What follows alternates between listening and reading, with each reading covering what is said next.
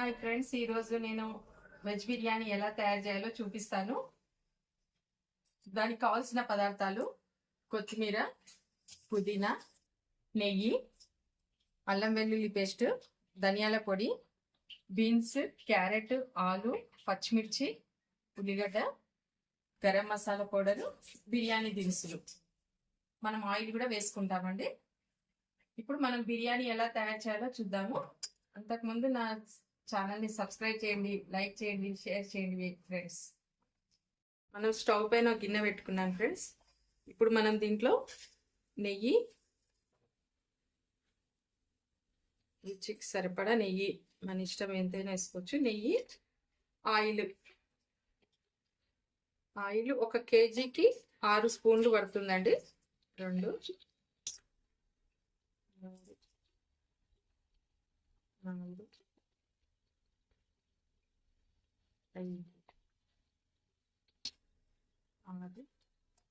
మనం నెయ్యి వేసామండి. ఇప్పుడు నూనె హీట్ ఎక్కాక కొంచెం మనం జీలకర్ర కూడా వేసుకోవచ్చండి. జీలకర్ర,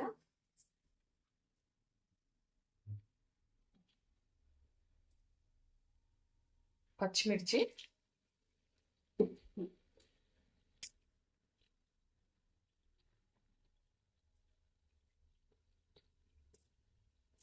ఉల్లిగడ్డ పొడుగు కట్ చేసి పెట్టుకోవాలండి మనం. ఇది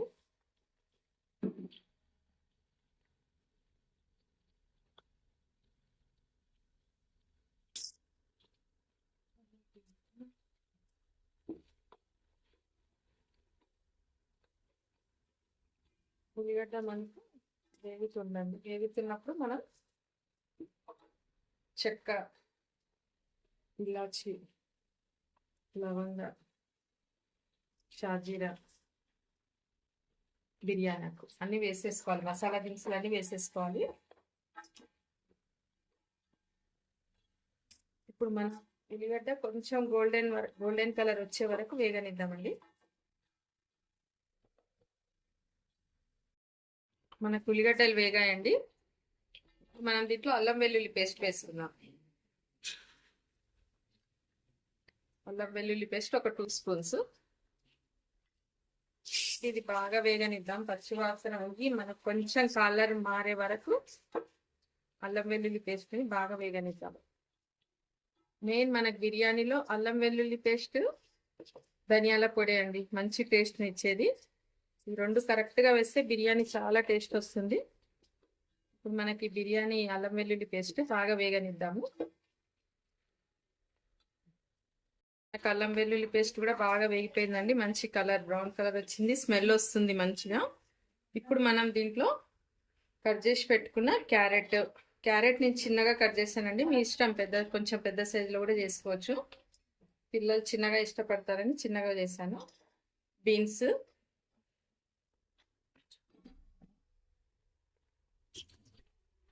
ఆలు,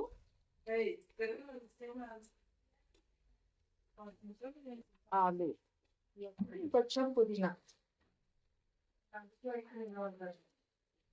ఇప్పుడు ఇవన్నీ మనం మినిమం ఒక 5 మినిట్స్ వరకు వేగనిద్దామండి. ఎక్కువ మరీ మెత్తగా వేగొద్దు. ఒక 5 మినిట్స్. 5 మినిట్స్ తర్వాత దీన్ని మనం నీళ్ళు కొలతతో పోసేసుకున్నాము. కొత్తిమీర కూడా వేసుకుంటే ఇప్పుడు వేసుకోవచ్చు, మళ్ళీ లాస్ట్కి మళ్ళీ వేసుకుందాం. ఒక 5 మినిట్స్ ఇలా దగ్గరుండి కలుపుతూ ఉంటే సరిపోతుంది.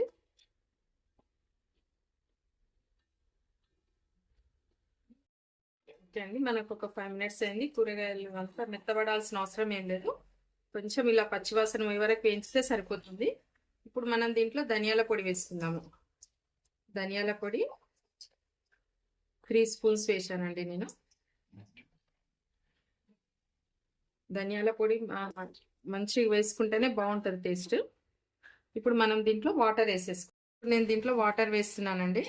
నేను ఇది 1 కేజీ డబ్బా అండి. ఇది నేను దీంతో ఒకటి వేస్తున్నాను. 1కి 2 వాటర్ వేసుకుంటున్నాను.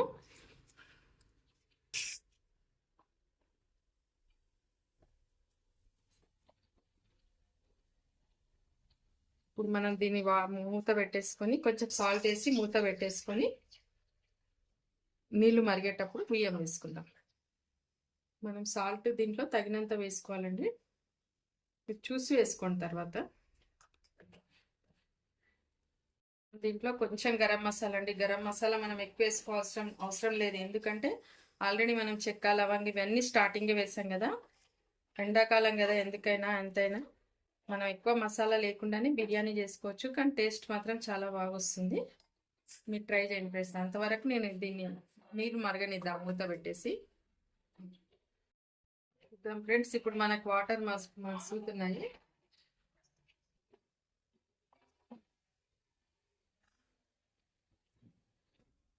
ఓకే అండి, ఇప్పుడు మనం బియ్యం వేసేసుకుందాం దీంట్లో.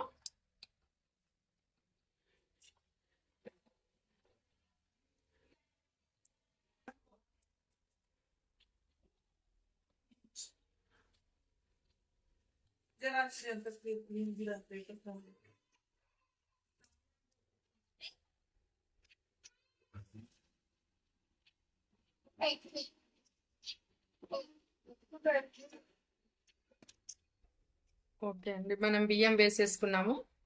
బియ్యం వేసేసుకొని ఇట్లా 2-3 సార్లు కలిపేసి మనం మూత పెట్టేసుకుందామండి. మనం మధ్య మధ్యలో కలుపుతూ ఉండాలి. ఓకే, మూత పెట్టేసుకుందాం. ఓకే ఫ్రెండ్స్, మనకు మంచి వేడి బిర్యానీ రెడీ అయిపోయింది. మసాలా దినుసులు ఎక్కువ లేకుండా మామూలుగా ఉండేటట్టు చేశాను. కానీ మీరు అల్లం వెల్లుల్లి పేస్ట్, ధనియాల పొడి మంచిగా వేసుకోండి. టేస్ట్ చాలా బాగా వస్తుంది, మసాలా ఎక్కువ వేయకపోయినా సరే. ఓకే ఫ్రెండ్స్, నా ఛానల్ని సబ్స్క్రైబ్ చేయండి, లైక్ చేయండి, షేర్ చేయండి. Thank you friends.